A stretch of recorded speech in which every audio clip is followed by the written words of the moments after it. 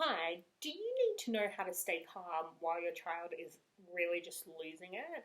My name's Jodie Thornton and I am a parent coach, and I'm here to talk today about what we need to do in order to maintain calm when our kids are upset. So there's a lot of parenting advice around that says that when our kids are upset, we need to share our calm as if there's some kind of like reservoir of calm that we are meant to have that we can draw on and then basically give to them so that they can calm down too. And I don't think that that's true or helpful, but I think that one of the things that we end up getting stuck on when we're trying to stay calm when our kids are really upset is recognizing what is actually needed in that moment. So if we jump in to the first thing that we want to talk about, which is recognizing what a tantrum is. So in the moment when your child starts to lose it, our self-talk can go to some pretty difficult places. So it can be like, oh, what are you upset about now? Or, you shouldn't be upset about something so small. Lots of other things. And even we can go into self-criticism. Like, my child would not be throwing this many tantrums if I was a better parent. Or this is exactly what my mother-in-law was talking about when she was saying I'm too lenient on the kids. All these kinds of things can be coming up for us while we're trying to stay calm. And if we replace that self-talk with recognizing what the tantrum is. So when we have a tantrum, our children are having tantrums, or we're having tantrums, what is happening is we're having feelings that we don't know what to do with, and they're escalating. That's all. It's not a crisis. It's not something that we need to be afraid of or worried about. We're just having a situation where our child is having feelings that they don't know how to deal with. They're escalating and now they're overwhelmed. That's all. So if you can just tell yourself, he's having big feelings, he doesn't know how to deal with them, he's now overwhelmed. That's it. Right? And your mind will start to take you to, well, he wouldn't be having those big feelings if he'd listened to me in the first place, or he wouldn't be having such big feelings if I was a better parent. All these things are coming up, and so you're just going to remind yourself, he's having big feelings, he doesn't know how to deal with them, he's overwhelmed, right? And that, just recognizing that, can take a bit of the edge off, and because we start to recognize that this is the truth of what's going on, it really does relax us when we remind ourselves of those things. Now, it's not going to be enough in and of itself, because of course we're wired to be responsive to our kids when they're upset, and also there's a part of us that says, yep, he's in overwhelm, but either this shouldn't be happening, or if it does happen, I'm meant to be able to help. So we want to move into the next stage, which is really to decide, am I going to help him right now? That is actually a question. And people will tell you that if your child is having a tantrum, you should always be able to help them. But that's not true or helpful. Again, it's just not true or helpful. Your child, in the moments where you are not able to help your child through their tantrums, those are the moments where they learn to self-soothe. Now, this doesn't mean that we want to create opportunities for that when we don't need to, but there's going to be enough times in your child's life where they're really upset and you are just not in a space to be able to help them, whether that's from a practical perspective, so you're at work, they're at daycare, or whether it's a case of your emotional capacity just isn't there in that moment. There's going to be enough of those experiences that's when they're going to learn to self-soothe. So we don't have to be 100% on point with being 100% emotionally stable and available to our child every time they have a tantrum. So you just need to decide, am I in a position to help right now, or am I not? And I like to actually ask it really simply, do I want to help her with these feelings? And sometimes that question can be a little bit jarring, because people are thinking, well, of course I always want to help them with their feelings. Why would I not want to help them? And it's like, not do you want to in theory, or do you want to feel like you can? But in this moment, do I want to help her with her feelings? And if your answer is no, for now, I want you in that moment, I don't want you to second guess yourself. I don't want you to be thinking, well, I should, she really needs me, on and on and on that goes. In that moment, I just want you to go, okay, at this moment, I'm not in a position to be able to help. And after the fact, we can kind of look at how do we how do we create a circumstance where you're more likely to be able to help and more likely to want to, but for in that very moment, you're just asking yourself, do I want to help or do I not? If you don't want to help for whatever reason, then what we want to do is as much as we can to help the child. So the first thing we want to do is make sure that everybody's safe. So if they are really upset and hurting themselves, we're going to do what we need to do to make sure that they're safe. So if they're, some kids will like hit their heads on the tiled floors, you can pop a cushion underneath their head. If they are actually hitting themselves in the head, you just pop your hand in between their hand and their head just to stop them from hurting themselves.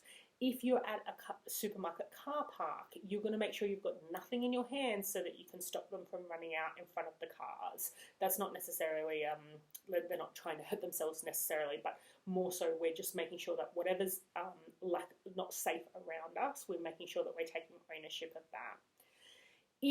And then we also want to look at what else is safe. So if your child is having a tantrum and they have a tendency to lash out, to make sure that they're separated from their other siblings.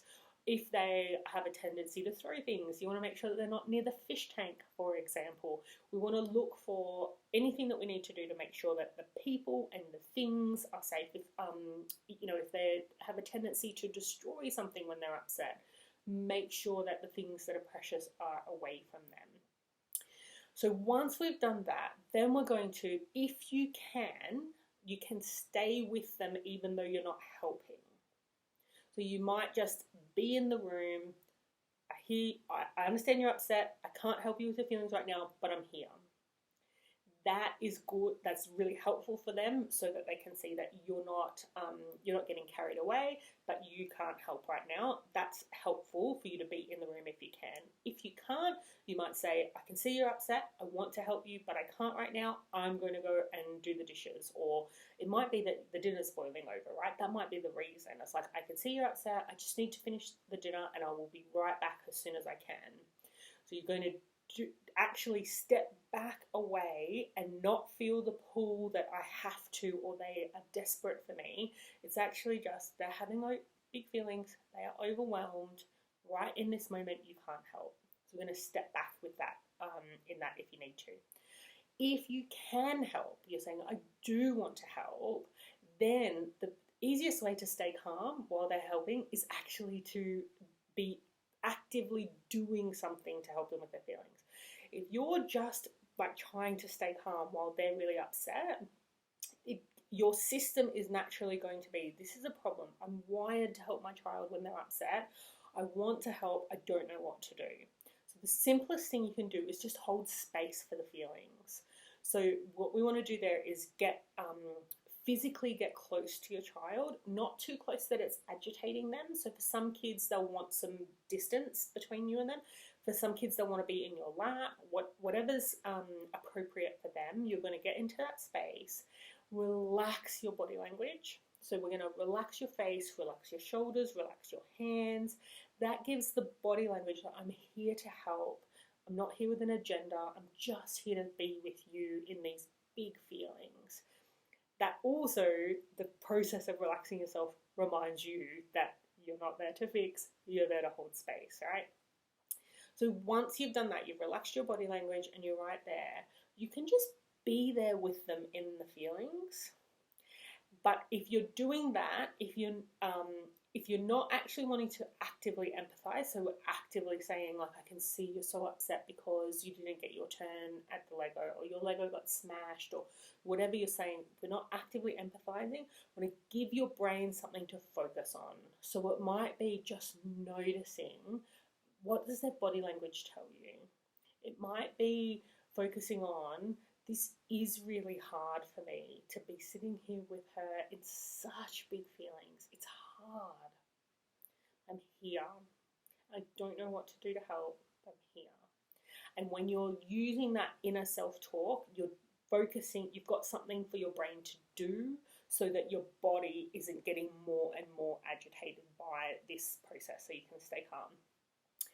And then Yeah, so then by actually holding space for those feelings, we get them to actually process them. They come out of the overwhelm and we can move forward. So that coming out of the overwhelm might mean that they just calm down and move on. It might mean that they calm down and they want to talk about what's happened. Still need to solve the actual problem that happened, but we're going to use that holding space to help them come back out of overwhelm. And that once you know you're actually doing something to help, it's much, much easier to stay calm. So ultimately, we don't want to be just staying calm during our children's tantrums, because ultimately what that means is we're trying to maintain a sense of groundedness and calm while they are not okay and not knowing what to do for themselves. So that ultimately, a lot of people will talk about, you need to stay calm, you need to share your calm, you need to be the adult. And what they're doing is saying, increase your ability to grit through somebody else's emotional upset. And I don't recommend that at all. I recommend that you actually focus on how do you help your child to unpack what are the feelings that are happening for them right now. How do we help them to work out what it is that they need? And then we solve the problem, so then you don't have to be so calm anymore, right? Because the problem's solved, they've moved on. So you can go, if your child's tantrums are lasting an hour, whether they're an hour or a couple of minutes, whether they're intense or just, run-of-the-mill tantrums, you can shorten those. You can lessen how often they happen, and you can lessen how long they last. And if your child's tantrums, when they have a tantrum, if you know what to do and you can help them pretty quickly within the space of, sometimes it's seconds, sometimes it's minutes, if you know how to do that, you're less needing to rely on a sense of being able to stay calm while they're really upset. So if that's a space where you're in, then come along to my next webinar about finding the real cause of the tantrum. So that's where we're actually looking in what are these feelings, and so the more we address the feelings and what they indicate that your child needs, the less they will escalate. So the less they become tantrums, they just become, it's just a feeling and I know how to deal with that, and so I move on rather than getting overwhelmed. That tantrum, the tantrums webinar, you can register for at jodithornton.com/tantrum. I would really love to see you there, and please do let me know in the comments of this video what has resonated for you and what you'll try differently on the basis of what we've talked about. Thank you so much.